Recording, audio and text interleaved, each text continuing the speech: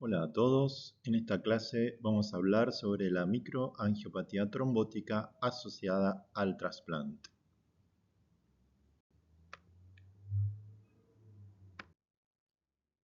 Acá vemos la tabla de contenidos de la clase, vamos a hacer una introducción, luego hablar de la fisiopatología de esta complicación asociada al trasplante, los factores de riesgo, sus manifestaciones clínicas, cómo realizar un correcto diagnóstico, los grados de severidad y finalmente vamos a terminar con el tratamiento. La microangiopatía trombótica asociada al trasplante es un síndrome de daño endotelial difuso que puede observarse tras el trasplante alogénico o autólogo y que, de no ser identificado y tratado precozmente, comporta una elevada mortalidad. Lo más frecuente es observarlo asociado a trasplante alogénico de médula ósea, y los casos que son post-trasplante autólogo en general se ven en casos pediátricos en patologías como neuroblastoma y meduloblastoma. Es muy infrecuente post-trasplante autólogo de linfoma y mieloma. Respecto a la incidencia, en un estudio retrospectivo del registro CIBMTR, la incidencia fue del 3%. Otro estudio del EBMT reportó una incidencia del 7%. Y otro estudio realizado en 13 centros pediátricos observó 10% de incidencia en trasplante autólogo y 19% en alogénico. De vuelta, la incidencia post-trasplante autólogo es más elevada en pediátricos por el trasplante de patologías como neuroblastoma y meduloblastoma, que en general no son indicaciones en adultos. La mediana de tiempo de aparición suele ser entre los días 32 y 40, diagnosticándose más del 92% de los casos antes del día 100, siendo entonces esta una complicación temprana del trasplante.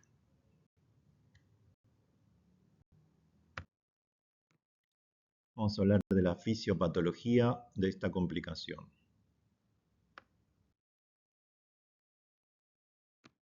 En la MAT asociada al trasplante, además del daño de las células endoteliales, se produce una activación de la vía del complemento sin una reducción valorable de Adams-13. La relación entre daño endotelial y activación del complemento parece explicarse a través de la activación de los neutrófilos por la interleuquina 8, y esta activación de neutrófilos genera la producción de NETs, Neutrophil Extracellular Traps, que además de su acción bactericida, intervienen en la activación del complemento en esta complicación. También dentro de la fisiopatología pueden intervenir diversos auto o aloanticuerpos, como anticuerpos anti-factor H del complemento. Continuando con la fisiopatología de la MAT asociada a trasplante, vemos que hay tres factores fisiopatológicos. Tenemos factores inherentes no modificables de la célula endotelial, como el sexo femenino, la raza afroamericana, CMV positivo y determinadas variantes genéticas, sobre todo a nivel de la vía del complemento. Luego, factores dependientes del trasplante que dañan la célula endotelial, como el acondicionamiento que utilizamos, la irradiación corporal total, un donante no relacionado, incompatibilidad HLA entre donante y receptor, y otros factores como pueden ser los DAMs. Los DAMs se refiere a moléculas liberadas por daño celular, como puede ser ADN libre, histonas, etc., que van a generar inflamación y activación del endotelio y el complemento. Luego tenemos factores post-trasplante que activan el complemento, como los inhibidores de calcineurina, inhibidores de mTOR, ejemplo sirolimus, enfermedad de injerto contra huésped aguda y infecciones. Entonces vamos a hablar resumidamente de los factores de riesgo que van a predisponer a esta complicación. Dentro de los factores de riesgo vamos a observar el empleo de inhibidores de calcineurina, o sea, tacrolimus y ciclosporina. La combinación de tacrolimus y sirolimus aumenta aún más el riesgo de sufrir de MAT asociada al trasplante. Predisposición genética del paciente va a ser un factor de riesgo a nivel de la vía del complemento. Trasplante haploidéntico o no relacionado con mismatch. Acondicionamientos mieloablativos tienen más riesgo. Enfermedad de injerto contra huésped aguda. Infecciones virales, como por ejemplo becavirus. Y un score de E6 elevado de activación del endotelio. Manifestaciones clínicas. Primero vamos a ver lo que se denomina las manifestaciones de la anemia hemolítica microangiopática. Va a haber anemia, trombocitopenia, incremento de los requerimientos transfusionales, elevación de la LDH, que es un signo precoz, presencia de esquistocitos en el frotis de sangre y disminución de la aptoglobina.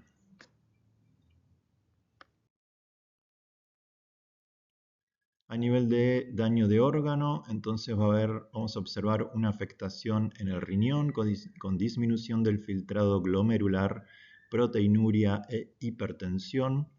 La hipertensión y proteinuria también son signos precoces de esta complicación. A nivel del tracto gastrointestinal, vamos a ver dolor abdominal, que en caso severo puede llevar a colitis isquémica. También podemos observar a nivel gastrointestinal sangrado e ilio. A nivel cardiopulmonar puede haber hipoxemia, distrés respiratorio, hipertensión pulmonar y fallo cardíaco. A nivel del sistema nervioso central se puede observar cefalea, confusión, sangrado, alucinaciones, convulsiones y PRES. A nivel cutáneo, vasculitis, púrpura y trombosis vasculares. Y a nivel de las serosas puede haber poliserositis con derrame pleuropericárdico, refractario, ascitis y sin edemas generalizados.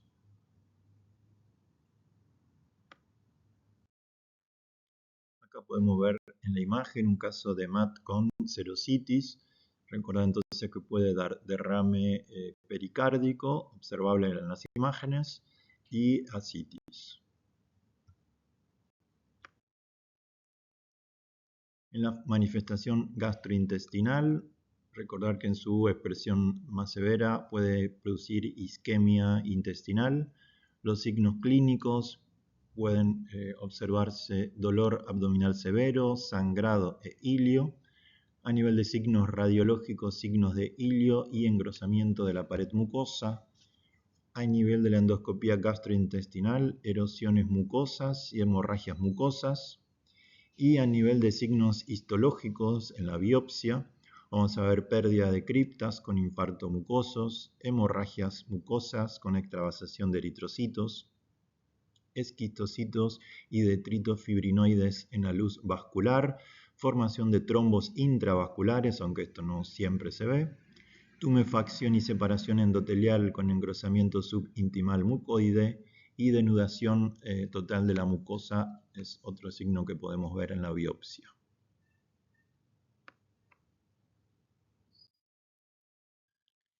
A nivel pulmonar, la MAT asociada a trasplante puede producir hipertensión pulmonar.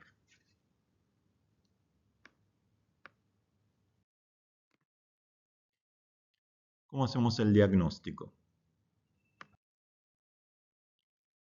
El diagnóstico puede ser o por un diagnóstico anatomopatológico, o la otra opción es un diagnóstico clínico en el cual deben estar presentes 4 o más de 7 de los siguientes criterios dentro de los 14 días y en 2 oportunidades. Por un lado, un criterio es anemia. Hay dependencia transfusional a pesar del injerto de neutrófilos, baja de hemoglobina de 1 gramo por decilitro respecto al basal y dependencia transfuncional nueva. trombocitopenia, con un criterio que se cumple con falta de injerto de plaquetas, mayor necesidad transfusional que la habitual, refractariedad plaquetaria, reducción mayor al 50% post-injerto y respecto al basal.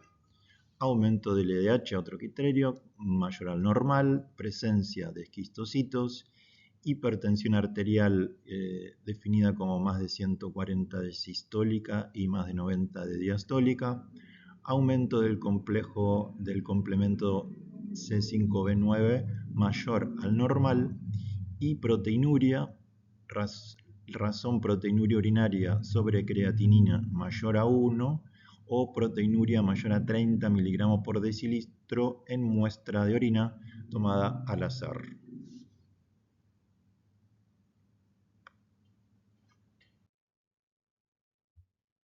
Esto para recordar cuáles son los signos más precoces de la MAT asociada al trasplante. El signo más precoz entonces va a ser la hipertensión, seguido por la proteinuria y la LDH que empieza a aumentar. Luego empieza el compromiso renal y la presencia de esquistocitos y la disminución de la aptoglobina.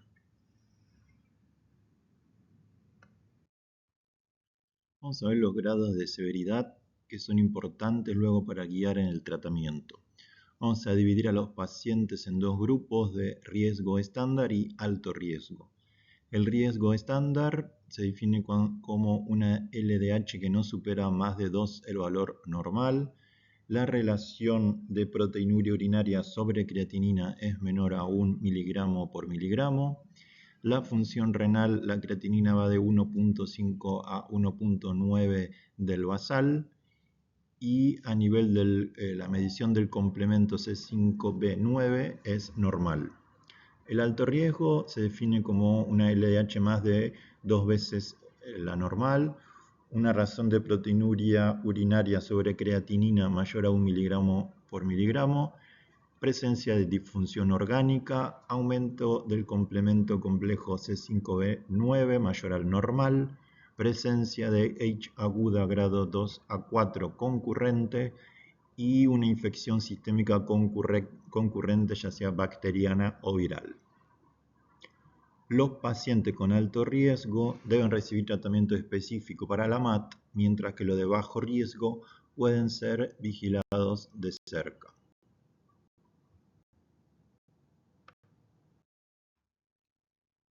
Con respecto a la severidad del cuadro, vamos a focalizar en los aspectos de proteinuria y medición del complejo C5b9 y la presencia o no de sangrado gastrointestinal. La presencia o ausencia de proteinuria y aumento o no del complejo C5b9 del complemento tienen un claro impacto en la sobrevida. La sobrevida se sitúa en el 100% si ambos factores están ausentes, en valores intermedios si solo uno de los dos está presente, y la sobrevida baja al 17% al año si ambos factores están presentes. Además, existe un notable impacto de la supervivencia en función de la presencia o no de sangrado gastrointestinal, 44% versus 78%. Un score útil en las enfermedades con activación del endotelio, como puede ser la que estamos hablando actualmente, la MAT asociada al trasplante, y también puede ser el síndrome de obstrucción sinusoidal, es el score de EASIX, que significa Endothelial Activation and Stress Index. Incluye 3 marcadores que reflejan el daño endotelial, que son la LDH, la creatinina y las plaquetas. La de LDH elevada, evidencia hemólisis y daño tisular, una creatinina elevada, daño renal, y las plaquetas bajas, el consumo microvascular. Son los 3 mecanismos fisiopatológicos centrales en la MAT asociada al trasplante. Entonces, un score que cuantifica el daño endotelial y nos da información de riesgo y pronóstico. Un ISIC elevado antes del trasplante se asocia a mayor riesgo de desarrollar MAT asociada al trasplante. También predice mortalidad relacionada con la MAT y puede elevarse antes que la MAT sea clínicamente evidente, funcionando entonces como marcador precoz. Vamos a hablar ahora sobre tratamiento, que va a incluir el tratamiento según su severidad, el tratamiento de sostén, el tratamiento específico y profilaxis. ¿Cómo hacemos el screening para MAT para una detección diagnóstico precoz? Vamos a pedir hemograma diario, LDH 2 veces por semana, análisis de orina semanal, control rutinario de la presión arterial. Cuando empezamos a sospecharla, cuando la LDH aumenta, cuando hay proteinuria e hipertensión que requiere más de 2 fármacos. Luego vamos a los criterios diagnósticos que ya vimos previamente y una vez establecido el diagnóstico vamos a sacar la severidad. Podemos tomar los dos criterios que dije previamente, la proteinuria y la medición del complejo del complemento C5b9. Si ambos están ausentes, no es un cuadro severo que podemos continuar con un monitoreo clínico, mientras que si ambos criterios están presentes, es un cuadro severo que debe ir a tratamiento con eculizumab. Mientras que si uno de los dos criterios están presentes, se va a tomar la decisión de tratar o no con eculizumab caso por caso, según el paciente.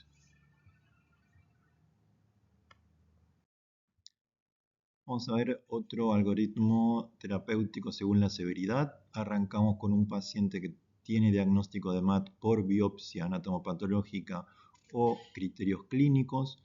Luego de tener el diagnóstico vamos a la estratificación de la severidad y vamos a ver si están presentes dos criterios de severidad, como es el aumento del complejo del complemento C5b9 más del normal, o una razón de proteinuria urinaria sobre creatinina mayor a 2 miligramos por miligramo.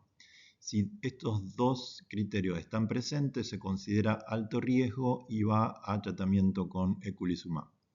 Si no están los dos presentes, vamos a ver más de cerca el complejo C5b9 del complemento. Vamos a ver si está elevado más del normal, si duplica el basal o si está persistentemente elevado. Si alguno de estos tres se cumple, vemos si esto persiste más de 2 semanas y si esto persiste más de 2 semanas se considera alto riesgo y va a tratamiento con eculizumab. En cambio, si esto no se cumple, vamos a ver la razón de proteinuria a este nivel, proteinuria urinaria sobre creatinina, si es mayor a 1 miligramo por miligramo y está esto presente más de 2 semanas, se considera alto riesgo y va a eculizumab. Y si esto no sucede, tenemos que ver si el paciente tiene enfermedad de injerto contra huésped aguda mayor a grado 2 o injuria multiorgánica por MAT. En este caso, si presenta alguna de estas dos, se considera alto riesgo y va a tratamiento con eculizumab, y si no, es bajo riesgo y va a tratamiento de sostén.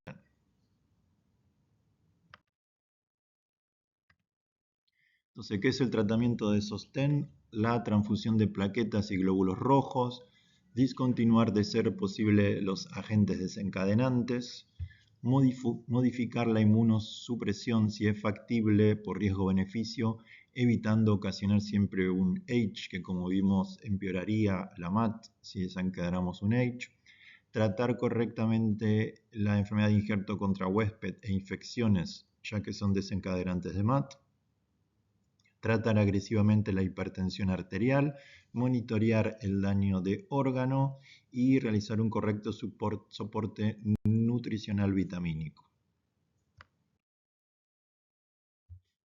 Tratamiento: suspensión de inhibidores de calcineurina.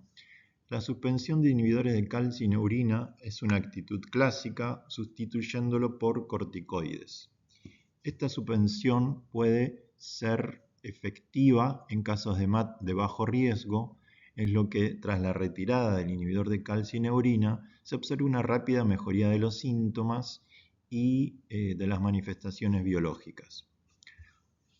Lo que sí parece evidente es que en los casos de alto riesgo, el sustituir el inhibidor de calcineurina por corticoides tiene un impacto negativo en la supervivencia. Lo mismo ocurre cuando se cambia el inhibidor de calcineurina por otro inmunosupresor. Estos resultados sugieren que el mantenimiento o reducción del inhibidor de calcineurina es la mejor estrategia terapéutica en estos pacientes. Dentro del tratamiento específico, entonces tenemos el eculizumab, que es un bloqueador C5 del complemento para pacientes con MAT asociada al trasplante de alto riesgo, tanto en niños como adultos, demostró impacto en la sobrevida. Aprobado para HPN y síndrome urémico hemolítico, tiene como problema que es de alto costo.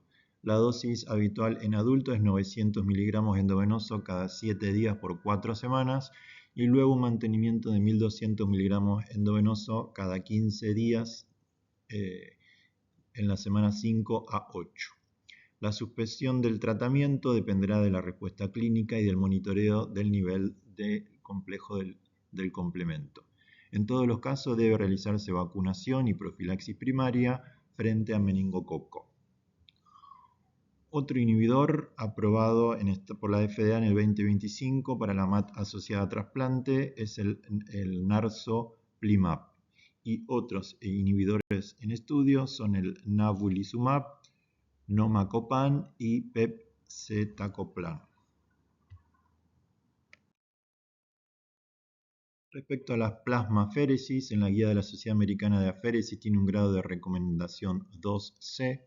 Los resultados son mejores si se inicia tempranamente. Es una opción terapéutica en caso de no contar con bloqueadores del complemento. En pacientes con anticuerpos antifactor H se publicaron respuestas en combinación con rituximab.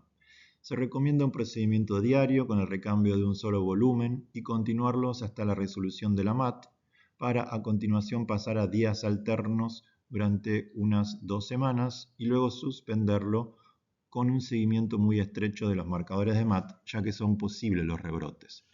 Tanto rituximab como eculizumab, de realizarse en combinación, deberán administrarse después de la sesión de plasmaféresis.